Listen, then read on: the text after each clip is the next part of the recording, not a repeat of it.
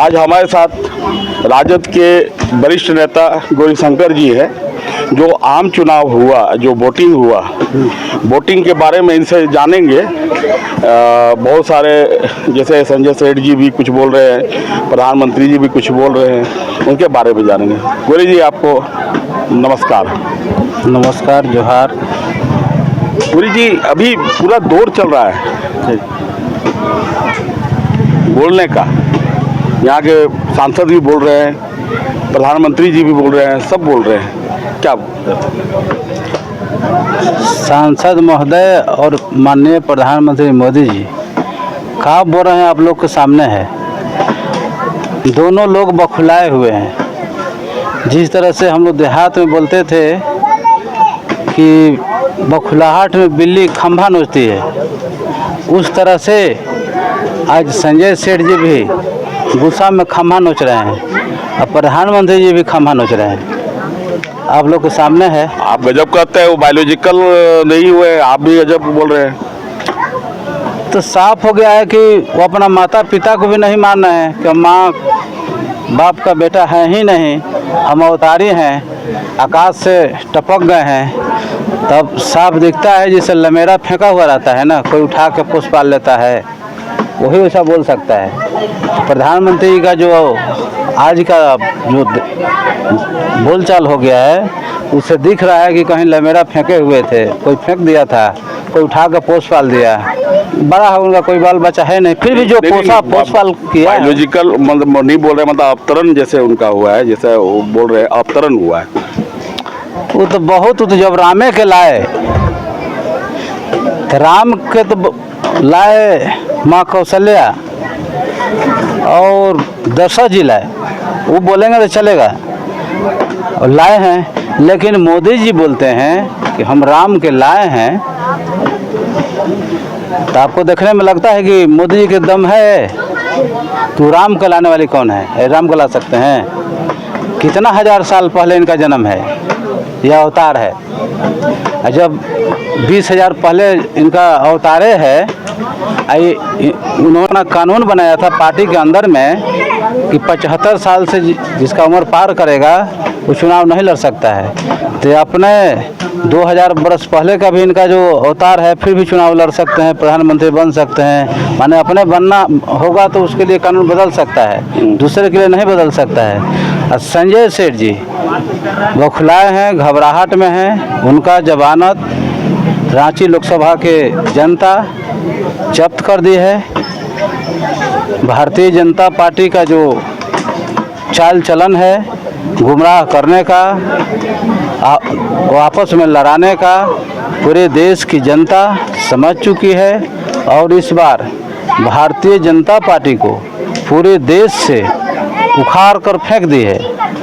और घबराहट में माननीय मुख्यमंत्री प्रधानमंत्री जी कहीं बोल रहे हैं कि कांग्रेस आएगी तो मवेशी, दो आपके पास मवेशी है तो एक मवेशी छीन कर ले जाएगी, चुरा कर ले जाएगी। तो हम हैं तो राम मंदिर है, नहीं तो बाबर वाला ताला लग जाएगा। तो प्रधानमंत्री जी से पूछना चाहते हैं क्या उनका उम्र हो गया है 74 साल, 10 साल, 15 साल, 20 साल, कितना नहीं जिंदा रहेंगे? इसका मतलब है कि वो जब जिंदा नहीं रहेंगे, जब यहाँ से चले जाएंगे, उसके बाद बाबर वाला ताला लग जाएगा। अपने आप को प्रधानमंत्री जी क्या समझते हैं?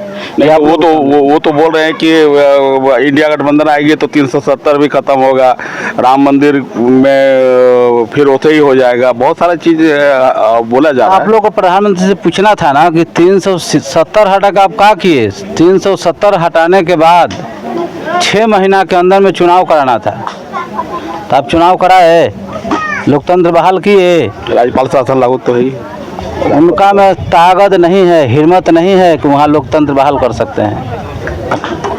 राष्ट्रपति शासन लगा झारखंड में छोड़ दीजिए, बिहार में छोड़ दीजिए, कोई माने मतलब है? आप बोले ना कि 370 हटाए, तो उसके बाद क्या है? उसमें चुनाव करना था कि नहीं करना था? लेकिन इनको हिम्मत नहीं है। 56 इंच वाला की हिम्मत आज 12-14 इंच हो गया है।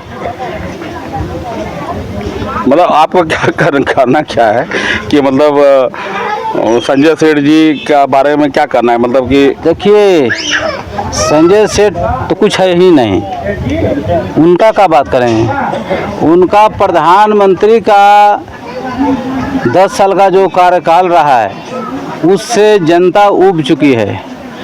आज महंगाई के खिलाफ जनता वोट की है, बेरोजगारी के खिलाफ हमारे देश की युवा वोट किया है, और जिस तरह से उनका तानाशाही रवैया है, अहंकारी हो गए प्रधानमंत्री जी, उसका खिलाफ पूरे देश में वोटिंग हुआ है। जिस तरह से माननीय मुख्यमंत्री जी को, हेमंत सोरेन जी को जेल में, पूर्व मुख्यमंत्री हेमंत सोरेन जी को जेल में बंद किया गया।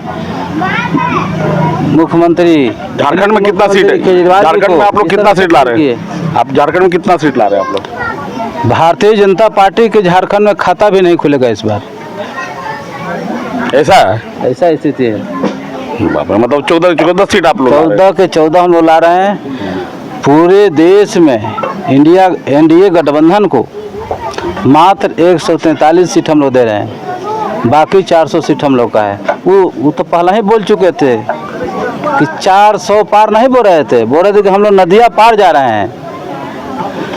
जब भगवान का वो आदमी नहीं हुआ, व्यापारी किया, दुकानदारी किया, भगवान के साथ भी प्रधानमंत्री छल किए हैं। उनका मंदिर आधा अधूरा बनाकर अपमान करने का काम किए हैं। तो जो राम का नहीं है, अपने माँ बाप का नहीं है, वो देश का नहीं हो सकता है। ये थे हमारे साथ गौरीशंकर जी। इन्होंने रांची लोकसभा को लेकर, भारत के प्रधानमंत्री को लेकर के बात कही। अब देखते हैं आगे क्या रिजल्ट आता है। 4 तारीख को तो मतपेटी खुलेगा। अब देखते हैं क्या रिजल्ट आता है। ओके गौरीशंकर जी, नमस्कार। नमस्कार।